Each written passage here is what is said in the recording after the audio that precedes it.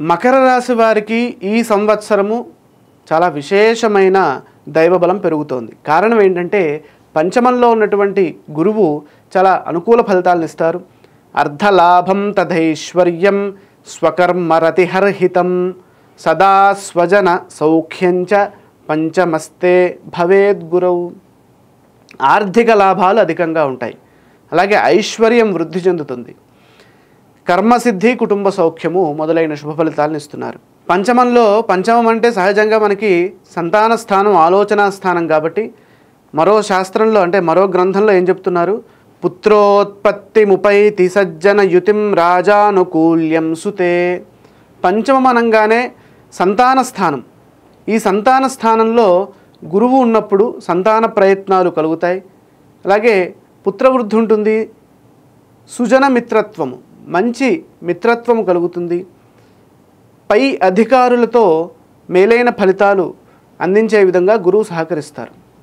అదేవిధంగా మనము శాస్త్రాన్ని మరింత లోతుగా చూసినట్లయితే పంచమ భావంలో ఉన్నప్పుడు చేసేటటువంటి పనిలో విజయం ఉంటుంది. అలాగే ఆనందం ఉంటుంది. కార్యసిద్ధి చాలా గొప్పగా ఉంటుంది. పనిలో మరింత నిమగ్నులవుతారు. అంటే మంచి ఇష్టతతో చేస్తారు పనిని, ఎక్కడ విసుగు ఉండదు. వృత్తి వ్యవహారాల్లో మంచి ఫలితాలు లభిస్తాయి. గౌరవ మర్యాదలు బాగా ఉంటాయి. విద్యార్థులకు చాలా గొప్ప శుభకాలంగా గోచరిస్తుంది. ఆర్థికంగా చాలా గొప్ప కాలము. ఇంట్లో కావాల్సినటువంటి వస్తువులను, అలాగే ఆభరణాలను, అదేవిధంగా వస్త్రాలను కొనుగోలు చేస్తారు. పెళ్లి కాని వారికి చాలా మంచి సంబంధము దొరకడానికి ఇది అనుకూలమైన కాలం. అదేవిధంగా మీ ప్రవర్తన ఇంట్లో వారితో చక్కగా ఉండి లాభాన్ని పొందుతారు. ఇంట్లో ఉన్నటువంటి వారందరికీ మీరు చాలా అనుకూల ఫలితాలను ఇచ్చే విధంగా ఉంటారు. గృహంలో శుభకార్యాలు జరుగుతాయి. సమాజంలో మంచి పేరు ప్రతిష్టలు లభిస్తాయి. అలాగే గౌరవ మర్యాదలు ఉంటాయి. ఈ కాలమంతా మనశ్శాంతిగా ప్రశాంత చిత్తంతో ముందుకు సాగుతుంది.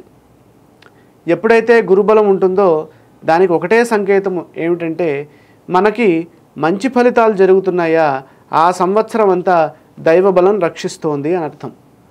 మనకి చిరాకుగా ఉంటుందా, ఆ సంవత్సరం మనకి దైవబలం లేదు అని అర్థం.